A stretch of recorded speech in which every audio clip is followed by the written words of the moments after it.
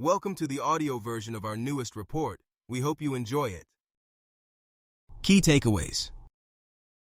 The intrusion began with the exploitation of CVE 2023-22527 on an exposed Windows Confluence server, ultimately leading to the deployment of LockBit ransomware across the environment.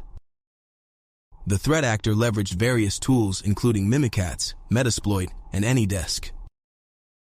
The threat actor leveraged RDP for lateral movement, deploying LockBit ransomware through multiple methods, including copying files over SMB shares for remote execution and automated distribution via PDQ deploy. Sensitive data was exfiltrated using rclone, transferring files to Mega.io cloud storage. The intrusion had a rapid time to ransom, TTR, of around just 2 hours. The DFIR report services.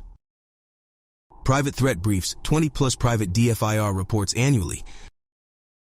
Threat feed focuses on tracking command and control frameworks like Cobalt Strike, Metasploit, Sliver, etc.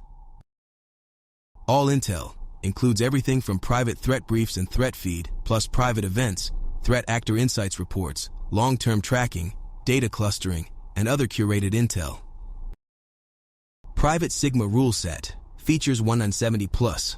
Sigma rules derive from 50+ cases, mapped to ATT and CK with test examples. DFIR Labs offers cloud-based hands-on learning experiences using real data from real intrusions. Interactive labs are available with different difficulty levels and can be accessed on demand, accommodating various learning speeds. Contact us today for pricing or a demo. Case summary. The intrusion started with the exploitation of CVE 2023-22527, a critical remote code execution vulnerability in Confluence against a Windows server. The first indication of threat actor activity was the execution of system discovery commands, including net-user and whoami. Shortly after, the threat actor attempted to download AnyDesk via curl, but the attempt initially failed. They then pivoted to using MSHTA to retrieve a remote HTA file containing a Metasploit stager.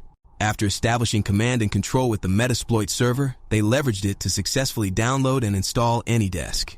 Once installed, AnyDesk was configured with a preset password, providing the threat actor with persistent remote access. Within 10 minutes, the threat actor began process enumeration using task list, identifying several processes of interest, which they then terminated. We assessed that these processes belonged to a prior threat actor, and by killing them, the attacker ensured exclusive control over the server. Notably, they terminated PowerShell, inadvertently killing their own Metasploit process. This forced them to rerun the exploit to drop a new Metasploit stager and re-establish command and control. After regaining access, they created a new local account and added it to the administrators group. They accessed the beachhead host via RDP using a newly created local account and then executed Mimikatz. Next, they leveraged SoftPerfect's NetScan to enumerate remote hosts across the network. Using this information, they targeted a backup server, moving laterally via RDP using the default administrator account.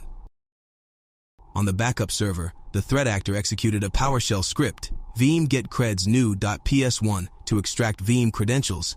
They then pivoted to a file share server via RDP.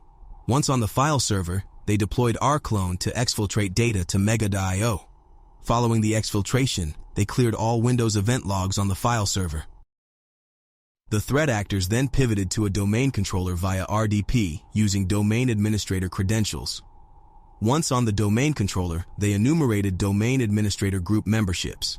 Meanwhile, they returned to the backup server to review its configuration. Shortly after, the threat actor launched LockBit ransomware across the environment. They began by manually executing the ransomware on a backup server and a file share server over their active RDP sessions. To ensure widespread encryption, they then shifted to the beachhead host, where they leveraged PDQ deploy, a legitimate enterprise deployment tool, to automate ransomware distribution across the rest of the network. Using PDQ deploy, the threat actors distributed the ransomware binary and a batch script to remote hosts over SMB. They then remotely executed the script via PDQ, triggering ransomware deployment across multiple systems. Next, they pivoted to an Exchange email server.